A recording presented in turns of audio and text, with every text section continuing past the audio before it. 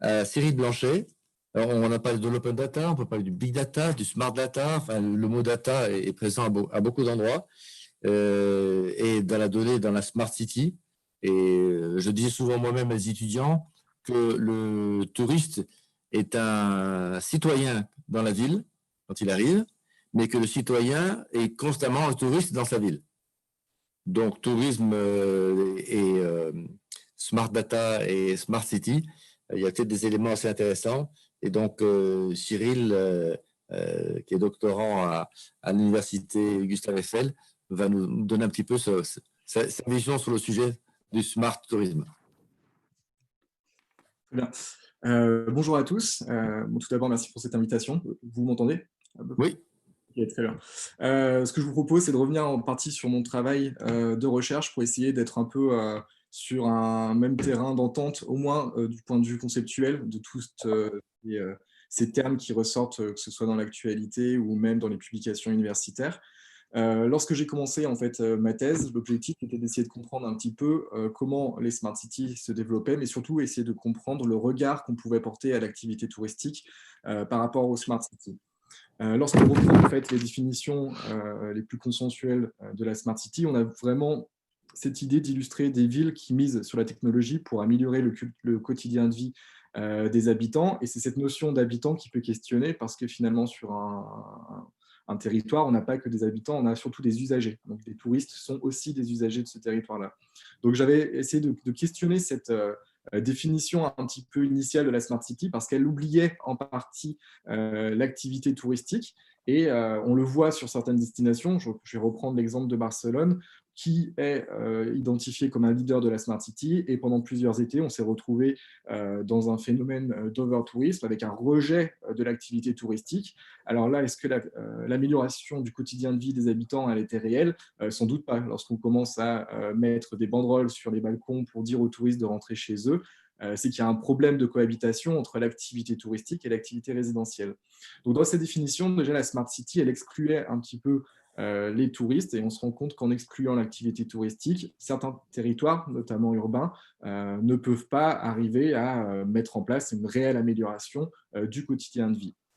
On se rend compte en plus que du coup, comme tous les territoires ne sont pas uniquement, tous les territoires touristiques ne sont pas uniquement urbains, on a eu en parallèle en fait tout un développement de concepts autour de la smart destination, autour du smart tourisme, qui ont aussi, qui se sont positionnés face aux limites du secteur, hein, sur fréquentation des lieux, la gestion des ressources inadéquates, une cohabitation qui est délicate, hein, comme je le disais, entre les usagers du territoire, une folklorisation des cultures ou même des tensions sur l'hébergement.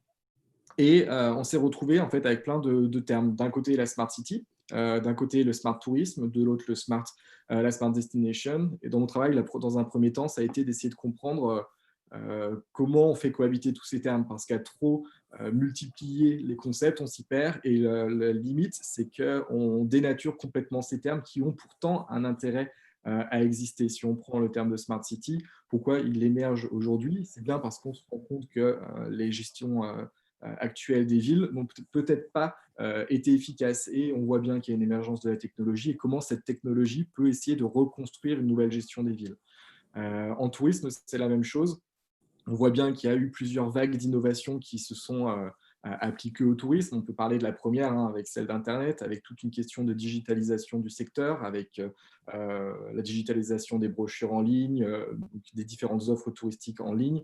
Là, on peut considérer que tous les acteurs touristiques ont pris le pas, hein. Je pense qu'il y a très peu d'acteurs touristiques qui n'ont pas soit une page sur un réseau social, soit un site Internet. Donc, on peut considérer que la digitalisation du secteur, elle est acquise. Par contre, on voit qu'il y a une deuxième vague d'innovation qui aujourd'hui est bien plus lourde des données, autour de l'open data, du big data, de l'intelligence artificielle, de l'algorithme. Et c'est toutes ces notions-là, ou la réalité virtuelle, toutes ces notions-là ont tendance aussi à apporter des difficultés qui sont réelles pour le secteur et à devoir et apporte cette nécessité d'être conceptualisé, d'où l'émergence des termes smart tourisme ou smart destination. Alors, la différence, globalement, entre le smart tourisme et la smart destination, il faut savoir que même d'un point de vue universitaire, les concepts ne sont pas encore figés. Lorsqu'on regarde la littérature académique à l'international sur les 5 ou 6 dernières années, on navigue beaucoup dans les définitions. On peut estimer qu'il y a quand même un consensus qui est en train d'apparaître depuis 1 ou 2 ans, qui voudrait que le smart tourisme soit plus l'amélioration de l'expérience touristique à travers des outils digitaux. Donc, par exemple, l'émergence d'applications sur place pour essayer de montrer les points d'intérêt, etc. Donc, c'est vraiment lié à l'expérience touristique, et la Smart Destination voudrait qu'on soit plus sur l'amélioration de la gouvernance des territoires touristiques, des destinations. Donc, le smart tourisme associé à l'expérience, et la Smart Destination associée à la gouvernance des territoires. Donc, une fois qu'on a essayé en fait de comprendre un petit peu mieux cette cohabitation de concepts, l'objectif, c'est de comprendre les limites, parce qu'on peut critiquer le nom Smart Tourism, Smart City ou Smart Destination. Par contre, la réalité des terrains, elle doit être étudiée, elle ne doit pas être ignorée. Ce n'est pas parce qu'on n'aime pas ces termes un peu anglophones qu'il faut ignorer les vagues d'innovation sur les terrains.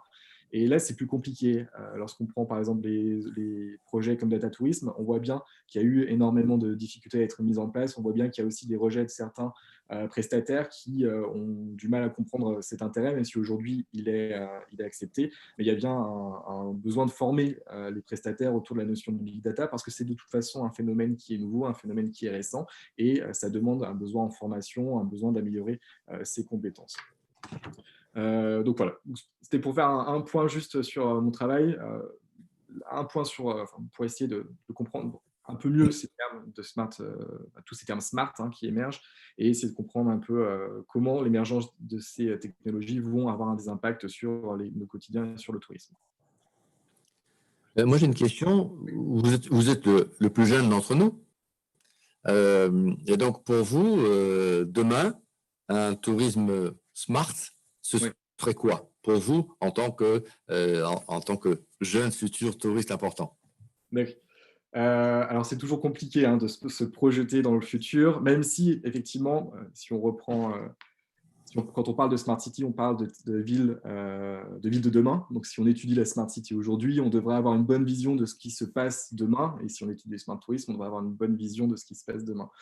Il y a plusieurs dimensions qui sont importantes qui devraient être amenées à se développer, notamment autour du tourisme durable. Aujourd'hui, en fait, on en parle énormément, c'est très présent. On peut parler parfois de tendance, des fois d'autres considèrent que ça doit s'appliquer directement, en fait, que c'est une urgence en fait pour intégrer ces notions pour les territoires. Je pense qu'à terme, cette notion ne devrait pas être considérée comme un objet parallèle, mais on doit l'intégrer directement en filigrane de toutes les activités de toute façon. Donc ça, c'est un objet qui est important. Après, est-ce que la digitalisation de tous les objets, est-ce que tous les touristes vont avoir des montres connectées, vont avoir des tablettes connectées, vont parler à des hologrammes, vont s'immerger dans les destinations depuis chez eux dans leur salon? J'ai des doutes. Il y a quand même des tendances aujourd'hui qui montrent qu'il y a, avec le slow tourisme, avec les tendances autour de la déconnexion, de la low-tech, on l'a vu récemment avec le Welcome City Lab aussi.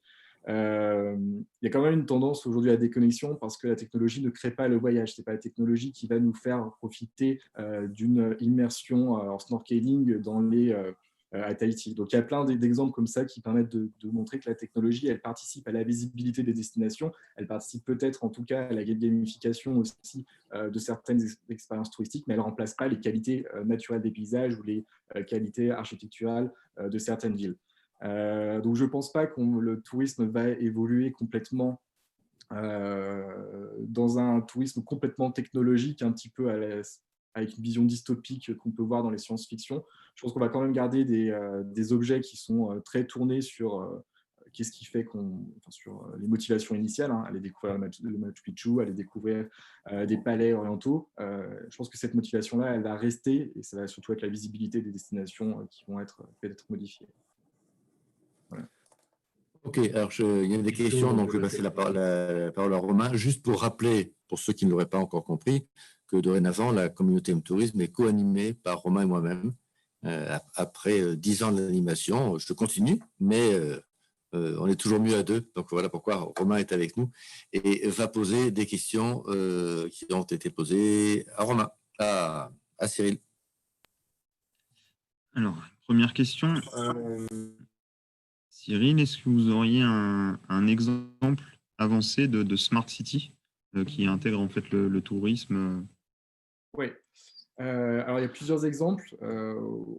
On peut définir un peu deux approches. Il y a les territoires qui considèrent que une Smart City, c'est plusieurs dimensions, une dimension durable, une dimension autour de la formation, une dimension autour de la santé. Et si on prend par exemple Monaco, l'objectif, c'était de valoriser l'aspect durable, l'aspect économie verte du territoire. Donc, lorsqu'ils communiquent aujourd'hui sur leur territoire Smart, il y a cette volonté de former, de sensibiliser en tout cas les touristes sur les retombées, on va dire, environnementales qu'ils peuvent avoir sur les territoires. Donc ça, c'est une des initiatives qui est très axée communication en tout cas. Et une deuxième initiative qui est intéressante à Issy-les-Moulineaux. Issy-les-Moulineaux, donc c'est une petite ville en région parisienne, en proche couronne, qui s'est positionné aussi rapidement comme un territoire leader autour de la Smart City. Et il y a un gros travail autour de l'Office de tourisme pour rendre visible ce qu'est la Smart City. Donc là, on n'est pas directement sur la visibilité de l'attrait touristique du territoire, c'est une toute petite ville, hein, mais sur la visibilité des initiatives Smart City du territoire. Donc, ils ont créé un Smart Ici Tour, par exemple, où l'objectif, c'est d'essayer de faire le tour de la ville pour voir ce qu'on ne voit pas dans une Smart City, les réseaux électriques, les réseaux de gestion des ressources. Donc là, il y a un gros aspect de sensibilisation sur qu'est-ce que la Smart City, comment ça fonctionne et quel est l'intérêt pour la ville. Donc là, c'est deux initiatives très différentes. Monaco, par exemple, plus sur une des dimensions de la Smart City, et à Issy-les-Moulineaux, où c'est vraiment la visibilité de la Smart City en tant qu'identité du territoire. Ok, merci. Et nous avons quelqu'un de la table ronde numéro 2, mais qui vient intervenir parce qu'il écoute la table ronde numéro 1. Donc, en direct de Cordoue, Robert Lancard a un commentaire à faire ou une question. Robert, on t'écoute. Voilà. Vous m'entendez maintenant? Très bien. Très bien. Alors, merci. Très intéressé par cette activité, cette table ronde. J'ai fait. Ça fait très longtemps que je m'intéresse aux smart cities et au smart tourism. Il faut bien voir que dès 2014, le Parlement européen a publié un rapport très important pour déterminer quels étaient les critères pour choisir une smart city. Et il a défini 3 types de critères. Des critères liés à la connectivité, bon, d'autres qui sont en relation avec tout ce qui est sustainability. Enfin, j'aime pas le mot durabilité, je vous expliquerai pourquoi, parce que je pense que le tourisme durable, par exemple, pour moi, c'est un oxymore. Et le troisième type de critère est le critère d'inclusion. Donc, il a défini et il a cité 6 exemples, dont Barcelone, qui sont très importants et qu'il faudrait voir si on s'intéresse à cette question-là. Et puis, d'un autre côté, la Commission européenne a créé un prix qui est la capitale européenne de Smart Tourism, de Smart Destination. Et chaque année, elle remet un prix. Cette année, par exemple, c'est Göteborg et Malaga. Et je connais bien Malaga puisque j'habite à 150 km de Malaga. C'est là où je vais me baigner. Et j'ai travaillé pour eux parce que je les avais mis dans les années 90 dans le cadre des destinations d'excellence. Et ils ont reçu donc ce prix pour 2 raisons essentielles. Leur système de transport, qui était vraiment bien coordonné, et leur système énergétique. Et je crois que ça a été les 2 grands facteurs qui ont permis à la ville d'obtenir ce prix. Alors, ma question, c'est pourquoi on ne fait pas plus d'efforts pour donner un enseignement sur les smart tourism ou smart destination. Moi, je ne fais pas la différence entre les 2 concepts. Je pense qu'il faut accepter cette idée. Ça dépend comment. En plus, on l'utilise, le mot anglais et le tourisme intelligent. Je crois qu'on pourrait peut-être le faire en français. Et pourquoi on n'insiste pas en France pour enseigner plus le smart tourism et le smart destination? En Espagne, ça y est. On a une société nationale qui s'appelle Segitour, qui a mis tous ses efforts là-dessus, et elle favorise l'enseignement du smart tourism, des destinos inteligentes, comme il le dit ici, dans les universités espagnoles. Et lors de la foire Fitur, qui est cette grande foire qui se déroule en général en janvier à Madrid, elle a une série de stands et presque un pavillon sur ces questions. Voilà, je pose la question à tout le monde, pourquoi on ne fait pas un gros effort d'éducation sur le smart tourism ou le smart destination? Merci.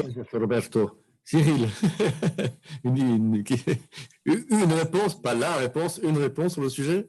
Oui, c'est une grande question. Je n'aurai pas la réponse tout de suite, en tout cas à chaud. Je crois que déjà, il y a je me demande en tout cas s'il n'y a pas déjà un rejet de ces termes de smart tourisme, de smart destination, avec cet anglicisme. Moi, je le vois lorsque je présentais ma thèse, souvent des professionnels. Lorsqu'on parle de smart city ou de smart tourisme, les professionnels ont tendance à tourner les yeux en disant bon, oui, c'est bon, d'un moment, donc c'est un peu compliqué. Donc, je crois qu'il y a un certain rejet déjà de ce terme de smart tourisme. Et ensuite, la question de la formation. Alors, pourquoi en tout cas, ce n'est pas intégré dans nos universités ou en tout cas intégré directement, je ne sais pas, soit au lycée, au collège, je ne sais pas exactement à quel stade on peut le présenter. Il faut déjà qu'on ait conscience en fait, de notre impact en tant que touriste. On parle de smart tourism, de smart destination, mais il faut parler aussi de smart touriste. Quelle est notre pratique sur les destinations? Quel est l'impact de nos voyages sur les territoires? Et je crois que la plupart du temps, on n'a pas conscience. Lorsqu'on va visiter Venise, on ne peut pas nier qu'on a un impact sur ces territoires-là, mais lorsqu'on va visiter certaines capitales, on peut ne pas s'en rendre compte, ou en tout cas ne pas être sensibilisé à ça. Donc je crois qu'effectivement, ça va au-delà des formations académiques. Il y a toujours un travail à faire sur la sensibilisation des voyageurs, des touristes, de leur impact sur les territoires. Après, comment aller plus loin Ok. Merci Cyril.